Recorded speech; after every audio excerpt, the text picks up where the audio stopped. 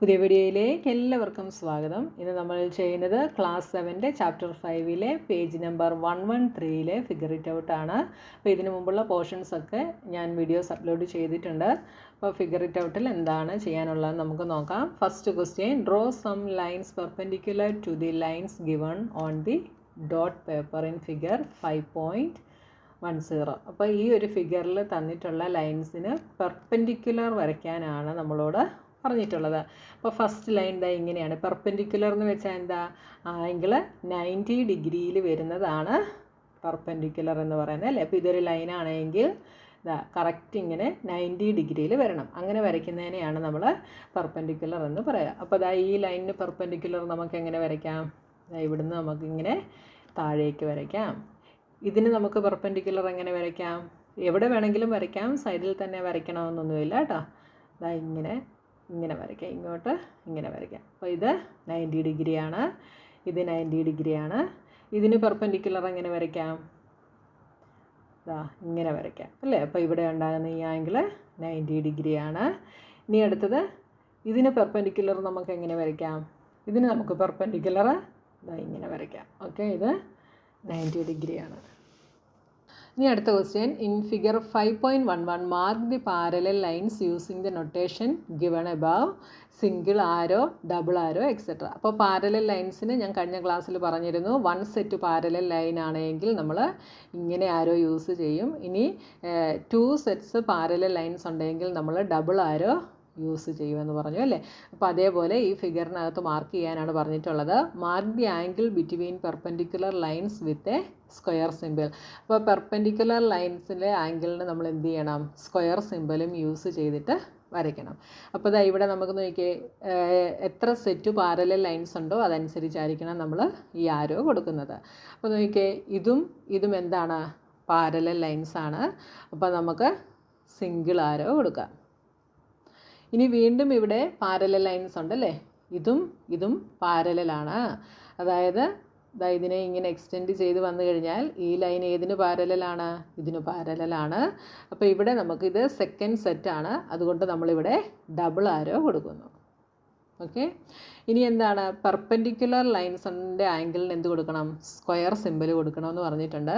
അപ്പോൾ ഇവിടെ പെർപെൻഡിക്കുലറായിട്ട് വരുന്നത് ഈ ആംഗിള് പെർപെൻഡിക്കുലറാണ്. അപ്പോൾ നമുക്കിവിടെ സ്ക്വയർ സിമ്പിൾ കൊടുക്കാം. ഇനി അടുത്തത് ഈ ഫിഗറിനകത്ത് ഇതും പാരലൽ ലൈൻസ് ആണല്ലേ. അപ്പോൾ ഇവിടെ നമുക്ക് സിംഗിൾ ആരോ കൊടുക്കുന്നു. ഇനി ഒരു സെറ്റും കൂടെ ഉണ്ട്, അതുകൊണ്ട് ഇതിന് നമ്മൾ ഡബിൾ ആരോ കൊടുക്കുന്നു. ഇത് രണ്ടും പാരലലാണ്. ഇനി അടുത്തത് ഇവിടെയോ? ഇവിടെ പാരലലായിട്ട് എന്തെങ്കിലും ഉണ്ടോ? ഇല്ല, ഇവിടെ പാരലൽ ലൈൻസ് ഒന്നുമില്ല ഇല്ലേ. പാരലൽ എന്ന് വെച്ചാൽ ഒരിക്കലും മീറ്റ് ചെയ്യാനായിട്ട് പാടില്ല. പാരലൽ ഇല്ല, പക്ഷേ എന്തുണ്ട്? പെർപെൻഡിക്കുലർ ഉണ്ട്, ആംഗിൾസ് ഉണ്ട് അല്ലേ, റൈറ്റ് ആംഗിൾ ഉണ്ട്. അതുകൊണ്ട് നമ്മളിവിടെ സ്ക്വയർ സിമ്പിൾ കൊടുക്കുന്നു. ഇനി ഇതിനകത്ത് ഇതും എന്താണ്? പാരലലാണ്. അപ്പോൾ നമ്മൾ സിംഗിൾ ആരോ കൊടുക്കുന്നു. ഇനി ഇതും പാരലലാണ്. അപ്പോൾ എന്ത് ചെയ്യുന്നു? ഡബിൾ ആരോ കൊടുക്കുന്നു. ഇതിന് ഡബിൾ ആരോ കൊടുക്കുന്നു. ഇനിയും പാരലലുണ്ടല്ലേ, 3 സെറ്റ് ഉണ്ട്. അപ്പോൾ ഇതിന് മൂന്നാമത്തെ സെറ്റിന് നമ്മൾ 3 ആരോ വെച്ച് കൊടുക്കുന്നു. ഇങ്ങനെ ഇവിടെ നമുക്ക് 90 ഡിഗ്രി ഇല്ല, സോറി ഉണ്ട്, ഇവിടെ ഉണ്ട് കണ്ടോ. അപ്പോൾ ഇവിടെ എന്ത് ചെയ്യണം? സ്ക്വയർ സിമ്പിൾ കൊടുക്കണം. ഇനി അടുത്തതിൽ പാരലൽ ഏതൊക്കെയാണ്? ഇതും പാരലലാണ്. അപ്പോൾ നമ്മളിവിടെ സിംഗിൾ ആരോ കൊടുക്കുന്നു. അടുത്തത് ഇതും പാരലലാണ്. അപ്പോൾ ഇവിടെ ഡബിൾ ആരോ കൊടുക്കുന്നു. ഇനി പെർപെൻഡിക്കുലർ ഉള്ളത് എവിടെയാണ്? ഇവിടെയുണ്ട്. അപ്പോൾ സ്ക്വയർ സിമ്പിൾ ഇവിടെയുണ്ട്. 3 റൈറ്റ് ആംഗിൾസ് ഉണ്ട്, അവിടെയെല്ലാം നമ്മൾ സ്ക്വയർ സിമ്പിളും കൊടുക്കുന്നു. How did you spot the perpendicular lines? Perpendicular lines നിങ്ങൾ എങ്ങനെയാണ് സ്പോട്ട് ചെയ്തതെന്ന് ഒരു ക്വസ്റ്റ്യൻ നമുക്കുണ്ടായിരുന്നു. ഇതിന് നമുക്ക് എന്ത് ആൻസർ എഴുതാം? To spot perpendicular lines, observe if lines intersect at a 90 degree angle. Lines intersect ചെയ്യുമ്പോൾ 90 ഡിഗ്രി ആംഗിൾ ആണെങ്കിൽ നമുക്ക് എന്ത് പറയാം? അത് പെർപെൻഡിക്കുലർ ലൈൻസ് ആണ് എന്ന് പറയാം. അപ്പോൾ ഫസ്റ്റ് ഇതിൻ്റെ ആൻസർ എന്തെഴുതാം? എയുടെ answer to sport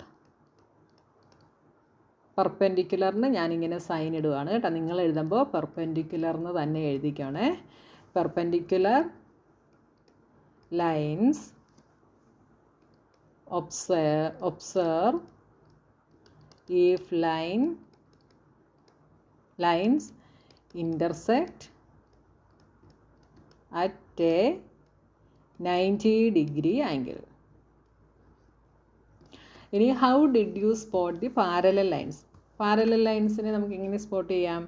two spot parallel lines observe if lines never intersect at any point. ഒരു പോയിൻറ്റിലും ഇൻ്റർസെക്റ്റ് ചെയ്യുന്നില്ലെങ്കിൽ അല്ലേ, അത് പാരലൽ ആണ് എന്ന് നമുക്ക് പറയാം. To spot parallel lines, parallel എന്നുള്ളതിന് ഞാനിങ്ങനെ 2 വരയിട്ടാണ് എഴുതുന്നത്. Parallel lines observe if lines never intersect at any point. ഇനി അടുത്തത്, in the dot paper following draw different set of parallel lines. The line segment can be different length but should have dots as endpoints. അപ്പോൾ നമുക്ക് dot പേപ്പറിനകത്ത് different sets parallel lines വരയ്ക്കാനാണ് പറഞ്ഞിട്ടുള്ളത്. Different ലെങ്തിലുള്ളതായിരിക്കണം, അതിൻ്റെ end points dot ആയിരിക്കണമെന്നും പറഞ്ഞിട്ടുണ്ട്. അപ്പോൾ നിങ്ങളത് തനിയെ ചെയ്യുക കേട്ടോ. Using your sense of how parallel lines look, try to draw lines parallel to the line segment on this dot paper. അപ്പോൾ ഈ ഡോട്ട് പേപ്പറിൽ തന്നിരിക്കുന്നതിനൊക്കെ നമ്മൾ എന്ത് ചെയ്യാനാണ് പറഞ്ഞിട്ടുള്ളത്? പാരലൽ ലൈൻസ് വരയ്ക്കാനാണ് നമ്മളോട് പറഞ്ഞിട്ടുള്ളത്. കുറേ ലൈനുകൾ നമുക്ക് തന്നിട്ടുണ്ട്, അതിനെല്ലാം പാരലലായിട്ട് നമ്മൾ എന്ത് ചെയ്യണം? ലൈൻ വരയ്ക്കണം. അപ്പോൾ ഇതാണ് എക്ക് പാരലലായിട്ട് നമ്മൾ ലൈൻ വരയ്ക്കണം. അപ്പോൾ എങ്ങനെ വരയ്ക്കാം? ഈ 2 ഡോട്ടുകളെ തമ്മിൽ ജോയിൻ ചെയ്ത് ലൈൻ വരയ്ക്കാം. ഇനി ബിക്ക് പാരലലായിട്ട് വരയ്ക്കണം. അപ്പോൾ എങ്ങനെ വരയ്ക്കാം? ഈ 3 ഡോട്ടുകളെ തമ്മിൽ ജോയിൻ ചെയ്ത് വരയ്ക്കാം. ഇനി സിക്ക് പാരലൽ വരയ്ക്കണം. അപ്പോൾ എങ്ങനെ വരയ്ക്കാം? ഈ 4 ഡോട്ടുകൾ തമ്മിൽ ജോയിൻ ചെയ്യുന്നു. ഇനി ഡിക്ക് പാരലലായിട്ട് വരയ്ക്കണം. അപ്പോൾ എങ്ങനെ വരയ്ക്കാം? ഈ 4 ഡോട്ടുകളെ തമ്മിൽ ജോയിൻ ചെയ്യുന്നു. ഇനി അടുത്തത് ഇതിന് പാരലലായിട്ട്, ഇക്ക് പാരലലായിട്ട് ഇങ്ങനെ വരയ്ക്കണം അല്ലേ. അപ്പോൾ ഇനി അടുത്തത് നമുക്ക് എങ്ങനെ വരയ്ക്കാം? ഇതും കൂടെ ജോയിൻ ചെയ്ത് വരയ്ക്കുക. ഓക്കെ, ഏതൊക്കെയാണ്? ഇതും കൂടെ ജോയിൻ ചെയ്യും. ഇനി എഫിന് പാരലലായിട്ട് വരയ്ക്കണം. ഇങ്ങനെയാണ് പോയിട്ടുള്ളത് അല്ലേ. അപ്പോൾ ഏതൊക്കെ പോയിൻറ്റുകളെ തമ്മിൽ ജോയിൻ ചെയ്യണം? ഈ പോയിൻറ്റും കൂടെ ജോയിൻ ചെയ്ത് വരയ്ക്കുക. നിങ്ങൾ സ്കെയിലും പെൻസിലും യൂസ് ചെയ്തിട്ട് വരയ്ക്കുക കേട്ടോ. അപ്പോൾ നിങ്ങൾക്ക് കറക്റ്റായിട്ട് കിട്ടും. ഞാൻ സ്കെയിലും പെൻസിലും ഇല്ലാതെ വരയ്ക്കുന്നത് കൊണ്ട് കുറച്ച് ചരിഞ്ഞിട്ടായിരിക്കും വരുന്നത് കേട്ടോ. ഇതും കൂടെ വരയ്ക്കാം. ഇനി അടുത്ത് ഇതിന് പാരലലായിട്ട് വരയ്ക്കണം. ഇതിന് പാരലലായിട്ട് നമുക്ക് എങ്ങനെ വരയ്ക്കാം? ഈ പോയിൻറ്റിനെയും കൂടെ ജോയിൻ ചെയ്ത് വരയ്ക്കുക. ഇങ്ങനെ വരയ്ക്കാം. ഇനി ഇവിടെ നമുക്ക് ഇതിനെയും കൂടെ ജോയിൻ ചെയ്ത് വരയ്ക്കുക. ഇങ്ങനെ വരയ്ക്കാം. അപ്പോൾ നിങ്ങൾ സ്കെയിലും പെൻസിലും യൂസ് ചെയ്തിട്ട് വരയ്ക്കുക കേട്ടോ. Did you find it challenging to draw some of them? ചിലത് വരയ്ക്കാൻ നമുക്ക് ചലഞ്ചിങ് ആയിരുന്നു അല്ലേ. ഇപ്പോൾ എയും ബിയും സിയും ഒക്കെ നമുക്ക് ഈസി ആയിട്ട് വരയ്ക്കാൻ സാധിച്ചു. എന്താണെന്ന് ചോദിച്ചാൽ അത് ഡോട്ട്സിലൂടെ മാത്രമാണ് കടന്നു പോകുന്നത്. പക്ഷേ ഇവിടെ വരുമ്പോൾ ഇയും എഫും ജിയും എച്ചും എന്താണ്? കറക്റ്റ് ലൈൻസിലൂടെ അല്ല പോകുന്നത്. അപ്പോൾ അത് വരയ്ക്കാൻ നമുക്ക് ഇച്ചിരി ചലഞ്ചിങ് ആയിരുന്നു അല്ലേ. അപ്പോൾ നമുക്ക് എന്തു പറയാം? യെസ് എന്ന് പറയാം. Which ones? ഏതൊക്കെയായിരുന്നു? E F G H. ഇത് 4ഉം വരയ്ക്കാൻ നമുക്ക് ഇച്ചിരി പാടായിരുന്നു അല്ലേ. E F G and H. പിന്നെന്താ? How did you do it? നമ്മളിതെങ്ങനെയാണ് ചെയ്തതെന്ന് പറയണം. അപ്പോൾ ഇതിന് പാരലൽ ലൈൻസ് നമ്മൾ എങ്ങനെയാണ് വരച്ചത്? Parallel lines are drawn by keeping them equidistant from its given line throughout. അപ്പോൾ പാരലൽ ലൈൻസ് എന്ന് പറയുമ്പോൾ എല്ലായിടത്തും ഒരേപോലെ ആയിരിക്കണം. അപ്പോൾ നമ്മൾ ഈ ഡോട്ടിന് ഇത് തമ്മിലുള്ള ഡിസ്റ്റൻസ് തന്നെ സെയിം ആയിട്ട് ഇവിടെ എടുത്തു, എന്നിട്ട് സ്ട്രെയിറ്റ് ലൈൻ വരച്ചു. അപ്പോൾ നമുക്ക് സെയിം ആയിട്ട് കിട്ടി. അപ്പോൾ സിക്ക് നമുക്ക് ആൻസർ എന്ത് എഴുതാം? Parallel lines are drawn by keeping them equidistant from its given line throughout. അങ്ങനെ നിങ്ങൾ എഴുതിക്കണം കേട്ടോ. Next question, in figure 5.13 which line is parallel to line A? Parallel line എയ്ക്ക് പാരലായിട്ട് വരുന്ന ലൈൻ ഏതാണ്? ലൈൻ ബി ആണോ line C ആണോ എന്നാണ് ചോദിച്ചിട്ടുള്ളത്. How do you decide this? അപ്പോൾ നോക്കിയേ, ലൈൻ എയ്ക്ക് പാരലായിട്ട് വരുന്നത് ഏതാണ് ഇവിടെ? ലൈൻ സി ആണല്ലേ. അതായത് ലൈൻ എയും ലൈൻ സിയും ഈക്വൽ ഡിസ്റ്റൻസിലാണുള്ളത്. അപ്പോൾ ഇവിടെ ഏതാണ്? ലൈൻ സി ആണ് ലൈൻ എയ്ക്ക് പാരലായിട്ടുള്ളത്. എന്തുകൊണ്ടാണ്? Because these two lines are always the same distance apart and never meet. ഒരിക്കലും ഇത് തമ്മിൽ മീറ്റ് ചെയ്യുന്നില്ല. പക്ഷേ ഇതിന് ലൈൻ എയുമായിട്ട് നോക്കുമ്പോൾ ഇവിടെ വരുമ്പോൾ ഇച്ചിരി ഡിസ്റ്റൻസ് കൂടുതലാണ്.